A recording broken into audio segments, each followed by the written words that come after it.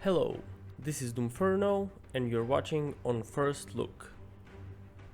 Today we're having a look at a game called Prophecy. The game is developed and published by Prophecy Games, which is a new high-res studio spin-off. So a studio that originates from the creators of games like Paladins, Realms Royale and Smite.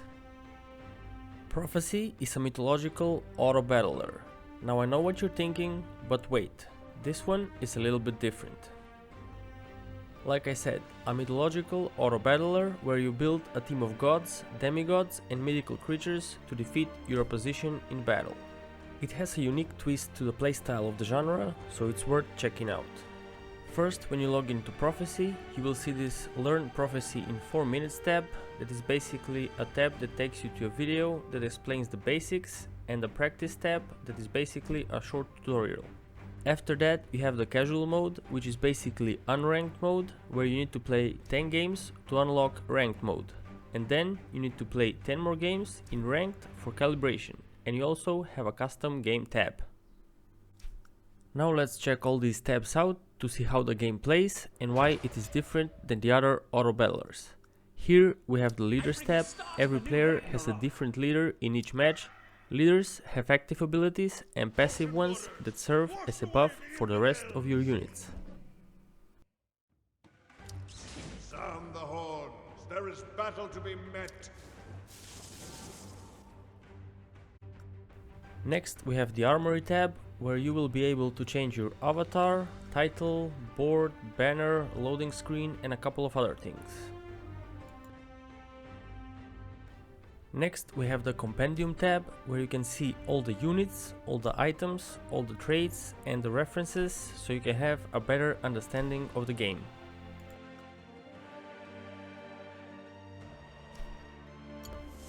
Let's check all the units really quick. As you can see, we have common, uncommon, rare, epic and legendary units.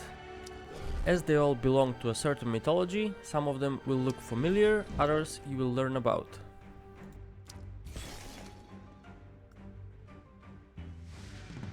Indication to the rarity of the unit as to which tab it belongs to is shown by the color of the little star that we see on all of them.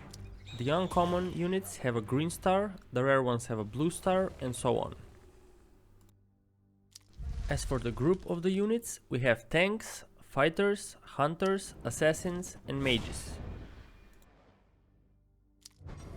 We see the style of graphics, the visuals and the characters are very close to those of Smite, which is a good thing as we see the details on the units are really good looking.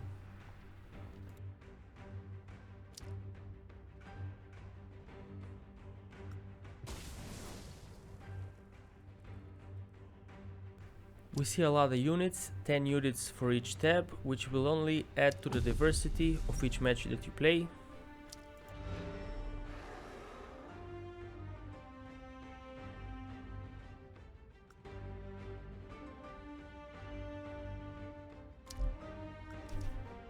Up next we have the items tab with over 50 items. With how the game works, you can have one item on each unit that you can also upgrade.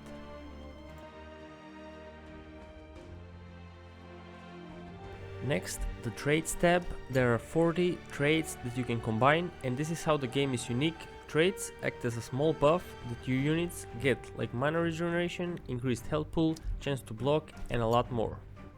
And as last, the reference tab, where you can see the details about all the in-game references.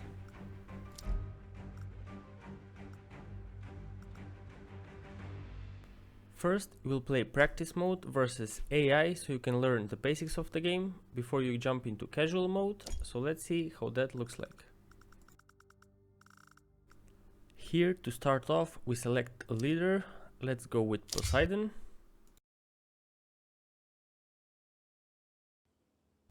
Here we see the leaders of all the players, or the AI in this case. Here we have Poseidon. Poseidon releases the Kraken at a target location, dealing damage and stunning enemies. That's our active. Poseidon is a mage. Mages are ranged units with strong abilities. Mages gain 10% increased mana on attack hit when upgraded. And the passive, all allies gain 25 mana at the start of combat. On the right side, what we're checking out now is the active and passive traits. Active traits are the ones that we're gonna have in this match, and the passive ones we're not gonna have, they're unavailable. So when you check them, you need to see what's active so you know what to build.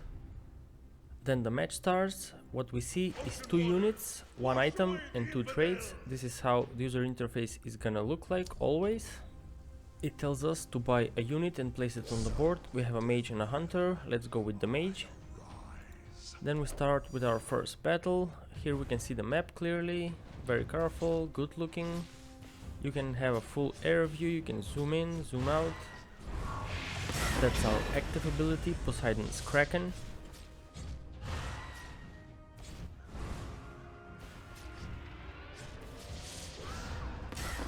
We lost our first battle, we were fighting Odin. Now you can see the game tells us to level up, and to the right we see 2 out of 2 units placed on the board. As soon as we level up, we'll be able to buy another unit. You start with 2 gold, and each round the gold increases by 1 with a maximum of 10, and every round the gold resets. To the left we see all the trade bonuses that are available for this match. You can also see the ones that you have. Then you have the damage tab. You can see the damage done or the damage that you do to your enemies. And on the right we have a scoreboard that shows the health pool of all enemies, including yours, and also the leaders of all players. Here the game wants us to purchase an item. Just purchase the item and put it on a unit that you want to have. Same thing with the traits, with one little difference: every unit can possess 2 traits.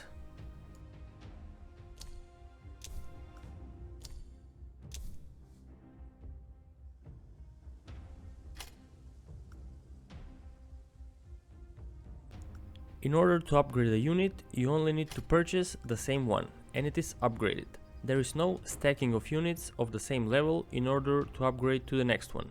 In Prophecy, the maximum level you can upgrade a unit to is level 5.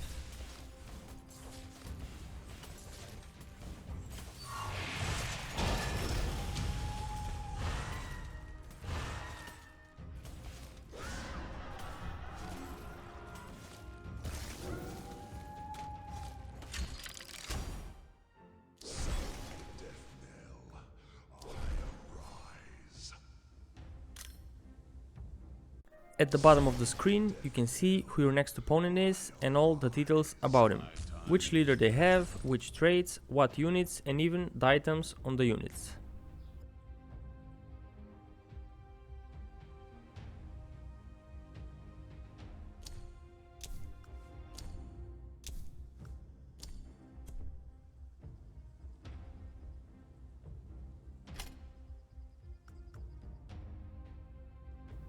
Now a good thing to do is check the traits. As you can see, we have 1 of each of few traits. We need 2 to activate a single trait. And to the left we see how much of each trait is left in the match, because all players share the trait pool.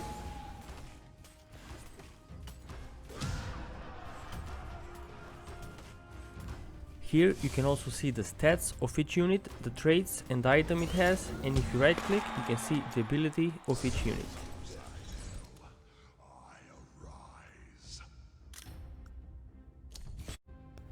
Now let's see how a full-scale battle looks like.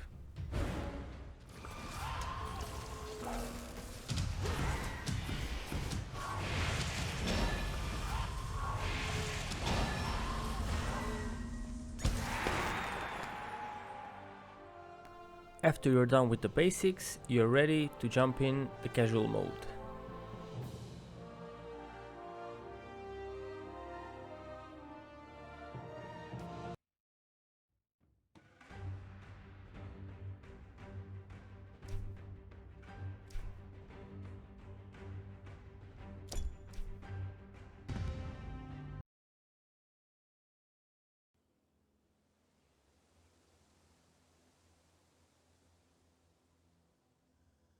Here we have the same thing. We're playing Athena this match. We need to check the traits to figure out what we're gonna build, and we're off to playing the match.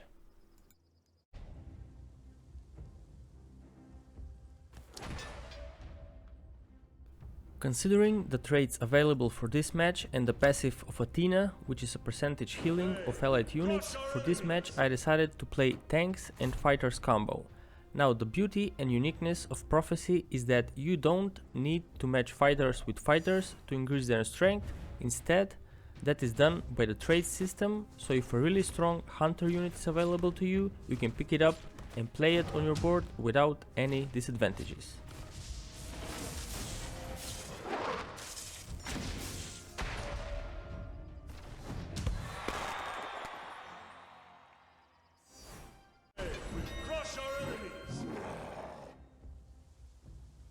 Just like with the indicator on the traits, when you hover over a unit, you can also see how many of a single unit remain in the pool.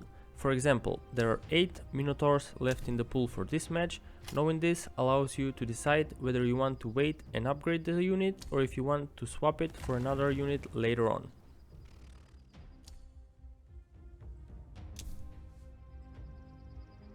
Also, since you know what enemy you're facing next, you might want to reposition your units in a way that you take advantage for the next fight.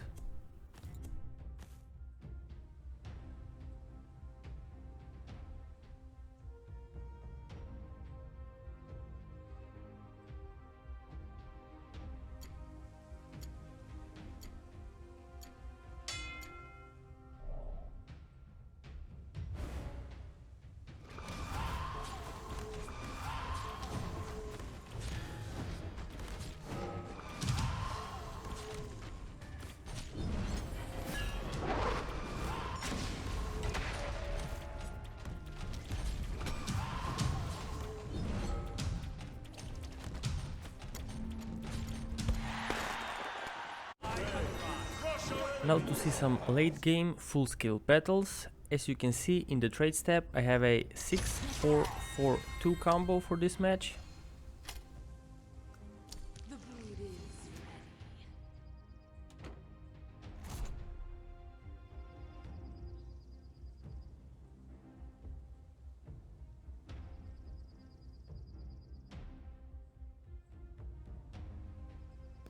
Also, as players are defeated, all their traits and units that they had are returned to the pool of the match.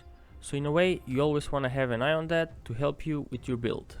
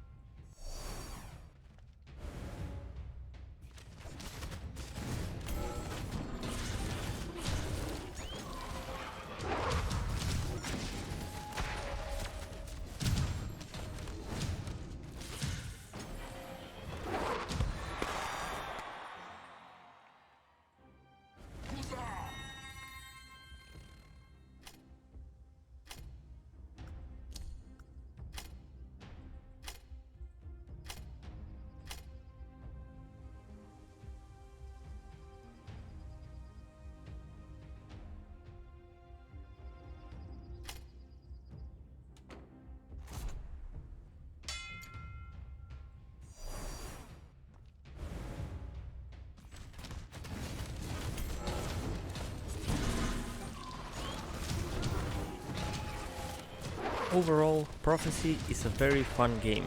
It's different with unique twist on the auto battle genre.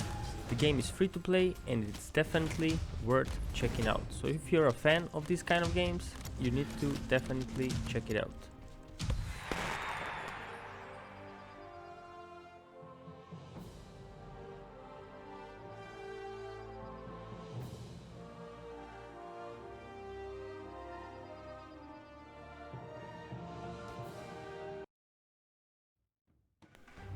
That is it for this video. Make sure you click the sub button, leave a thumbs up and check my Twitch channel for more gameplay. Link in the description below.